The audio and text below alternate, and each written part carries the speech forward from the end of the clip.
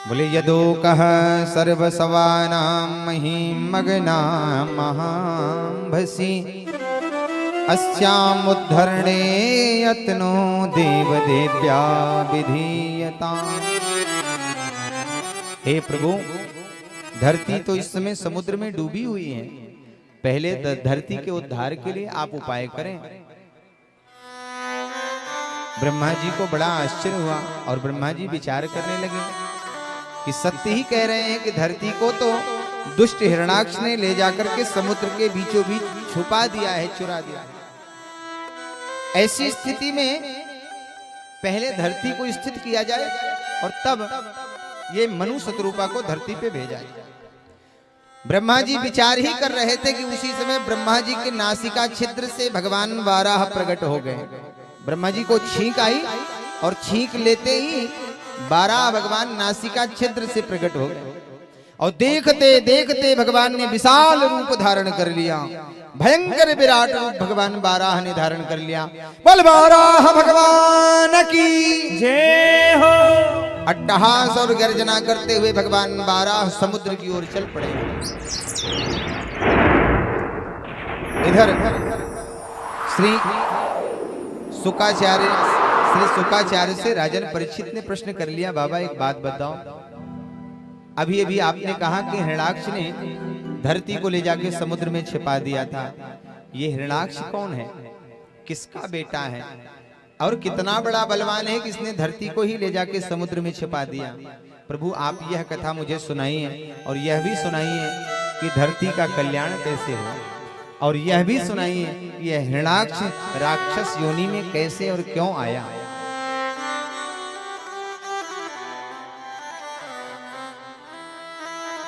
शुकाचार्य कहते हैं, राजन परीक्षित, एक बार की बात, भगवान अपने बैकुंठ में विराजमान है। उसी समय सनकादिक चारों भैया भगवान के दर्शन के लिए गए।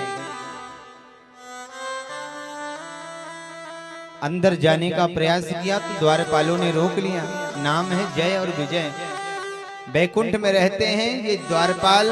इनको जरा अभिमान हो गया कि हम संसार के सबसे उत्तम लोक बैकुंठ लोक के द्वारपाल हैं, और इसलिए वो इतने अभिमानी हो गए कि संतों को अंदर जाने ही नहीं दिया, रोक लिया। और रोक करके उनसे कहने लगे कि महाराज आपको यदि अंदर जाना है तो बिना मेरी अनुमति, बिना आज्ञा के आप नहीं जा सकते। द्वारपाल हरि के प्रिय दो, जय अरु विजय जान सबको। संसार जानता है कि भगवान के द्वारपालों का नाम जय और विजय है, और दोनों ने रोक लिया, अपराध किया, ब्राह्मणों ने श्राप दे दिया। इसी कारण से तामस असुर देह तिन्ह पाए। भगवान स्वयं आ गए। प्रभु आपने बहुत अच्छा किया। यदि किसी का नौकर अपराध करता है तो सही सी उस अपराध का जो दंड होता है उस नौकर को नहीं देना चाहिए, बल्कि स्वामी को देना चाहिए। और प्रभु आपने इन दोनों को श्राप दे दिया। इन्होंने अपराध किया था, द्वार पे खड़े हैं, अभिमानी हो गए हैं। आपने अच्छा किया, लेकिन प्रभु इनका कोई अपराध नहीं है। अपराध तो हमारा है, क्योंकि मैं इनका स्वामी हूं, और शायद इसी कारण से इनको इतना अभिमान हो गया, क्योंकि मैंने इतनी छूट दे रखी होगी। प्रभु आपने इन्हें दंड दिया तो आप हमको भी दंड दें, क्योंकि हम भी दंड के अधिकारी हैं। सनकादिकों ने कहा, प्रभु हमने श्राप देना था, दे दिया, और प्रभु हमने भी अपराध ही किया है कि बैकुंठ विकारों से रहित है, ये अभिमानी हो गए, और बैकुंठ में आने के बाद हम भी क्रोधी हो गए, तो अपराध तो प्रभु हमारा भी है। और आज प्रभु आप अपने आप को अपराधी मान करके हमें लज्जित कर रहे हैं। आप अपने आप को अपराधी मान करके हमको आप मनोदंडित कर रहे हैं। प्रभु आप दंड दीजिए, हम भी दंड के अधिकारी हैं, हमने अपराध किया है। भगवान ने कहा, नहीं नहीं संतों, आपने कोई अपराध नहीं किया, लेकिन आपसे मैं चाहता हूं कि आप भी मुझे दंड दें। सनकादिकों ने कहा, प्रभु आपके दर्शन में 3 घड़ी की देरी हुई है, इसलिए हमने इन्हें राक्षस होने का जो श्राप दिया है, इन्हें 3 जन्मों तक राक्षस बनना पड़ेगा। भगवान ने कहा लेकिन इनका अनुग्रह कैसे होगा, मेरे भक्त हैं, मेरे पार्षद हैं, इनका कल्याण कैसे हो।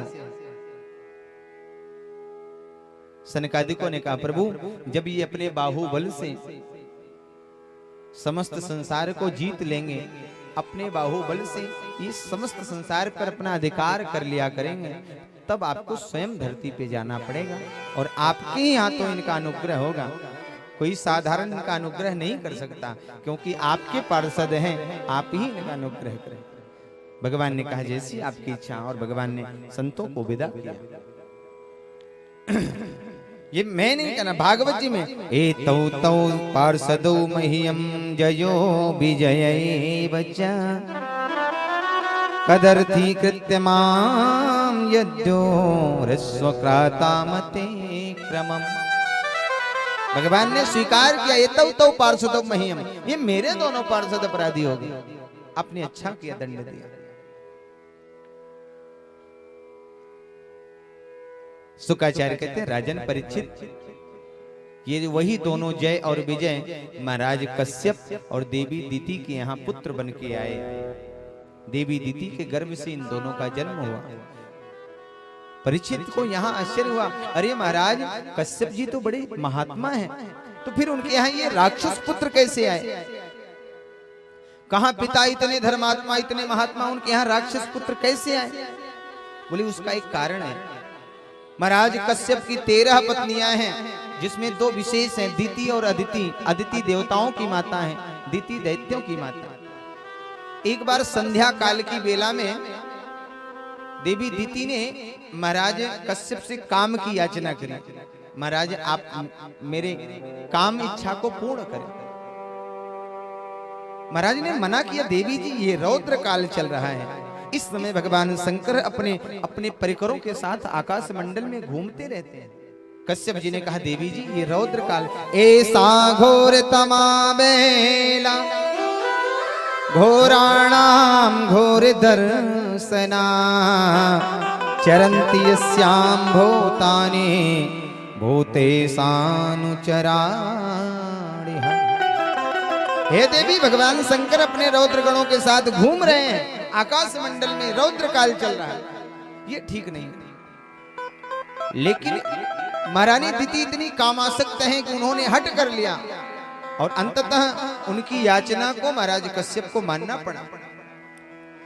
उनकी इच्छा को पूर्ण किया और पूर्ण करने के बाद श्राप दे दिया, देवी जी इससे आपके जो गर्भ स्थित होगा उससे भयंकर 2 राक्षस पुत्र पैदा होंगे, ये मेरा श्राप।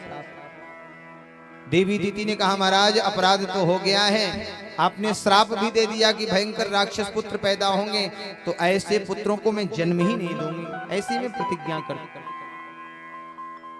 तब महाराज कश्यप ने वरदान भी दिया, देवी जी लेकिन इन्हीं पुत्रों के वंश में एक ऐसा धर्मात्मा पुत्र होगा, ऐसा भक्त पुत्र होगा जो आपके वंश का, इन पुत्रों के वंश का पूरे संसार में नाम करने वाला होगा।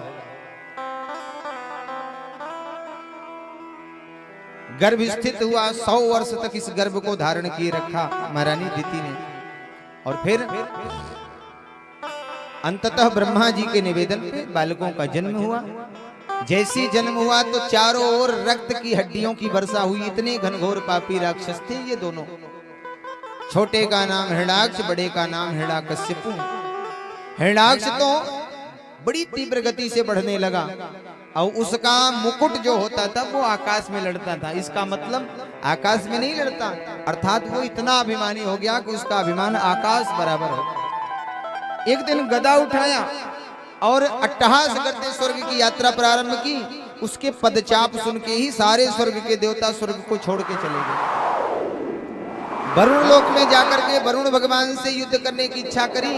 वरुण भी अपना वरुण लोक छोड़ के चले गए। वापस धरती पे आया और धरती को उठा के समुद्र में डुबो दिया, छिपा दिया, और आकर के धरती के समुद्र के ऊपर समुद्र की लहरों पे खड़ा हो गया। अपनी गदा से 1000 वर्ष तक उसने समुद्र पर प्रहार किया, लहरों पर प्रहार किया। उसी समय रास्ते में उसे नारद जी जाते दिखे। नारद जी को देखा तो उसने पुकार करी, ए बाबा जरा इधर आओ। नारद जी ने विचार किया, पता नहीं हमसे क्या गलती होगी, पता नहीं क्या करे हमारे साथ। गए, हाँ भैया बताओ। हिरण्याक्ष ने कहा एक बात बताओ, आपको कुछ लड़ना भिड़ना आता है? नारद जी ने पूछा क्यों? बोले हमारे दोनों हाथों में खुजली हो रही है, लड़ने की बड़ी इच्छा है, कोई मेरी बराबरी का योद्धा हो तो बताओ। नारद जी ने कहा भैया लड़ना भिड़ना तो नहीं आता, लेकिन लड़ाना बहुत अच्छे से आता है, अगर कहो तो जुगाड़ बनाए। उसने कहा है कोई मेरी बराबरी का जो हमसे लड़ सके? नारद जी ने कहा अभी तक तो नहीं था, लेकिन थोड़ी देर पहले ब्रह्मा जी की नासिका छिद्र से निकल के अभी इधर समुद्र में ही गया है।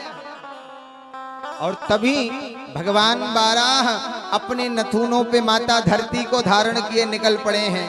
बोल भगवान बाराह की जय हो। तो जो भगवान बाराह को देखा, हिरण्याक्ष ने भगवान को कहा अरे रुक जा जंगली सुअर, आज मैं तेरी खैर नहीं करूंगा, आज मैं तुझे बताऊंगा।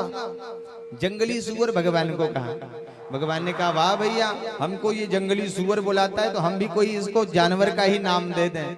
भगवान ने कहा अरे ग्राम सिंह तू भी ठहर जा, जरा ये पृथ्वी को यथावत खड़ा कर दूं, स्थित कर दूं, फिर मैं तेरी खबर करता हूं। ग्राम सिंह का अर्थ होता है गांव का कुत्ता। गांव के कुत्ते जो होते हैं इनको ग्राम सिंह भी कहा जाता है। तो भगवान ने उसे ग्राम सिंह पुकारा है। पृथ्वी मैया को यथावत स्थित करके भगवान उस भयंकर दैत्य से भिड़ गए हैं। जैसे दो गजराज भिड़ जाते हैं, इस प्रकार से भगवान उस दुष्ट से घनघोर युद्ध करने लगे। देवता सब आकाश में हाथ जोड़े खड़े हैं कि आज देखो इस भयंकर युद्ध को भगवान कैसे मारते हैं। देवता भगवान को इशारे में कह रहे हैं भगवान सायंकालीन का समय हो रहा है और सांझ के समय इन दैत्यों का बल बढ़ जाता है, इसलिए भगवान इनको जल्दी मार दो। भगवान ने आंखें टेढ़ी करके देवताओं की ओर देखा और मानो भगवान इशारे में कहते हैं अरे देवताओं, तुमको इस राक्षस के बल पे बड़ा विश्वास है, मेरे बल पे विश्वास नहीं है। शांत रहो, मुझे जब इच्छा करेगी तब मैं इसको मार दूंगा। और भगवान उससे बहुत देर तक खेलते रहे और अंततः भगवान क्रोधित होकर के उसे पकड़ लिया है और पकड़ करके अपने तीक्ष्ण नथुनों से उसके हृदय को चीर करके उसका संहार कर दिया है। पूरा समुद्र रक्त रंजित होकर के समुद्र में पटक दिया है। बोल बाराह भगवान की जय हो। बोल भक्तवत्सल भगवान की जय हो। जय जय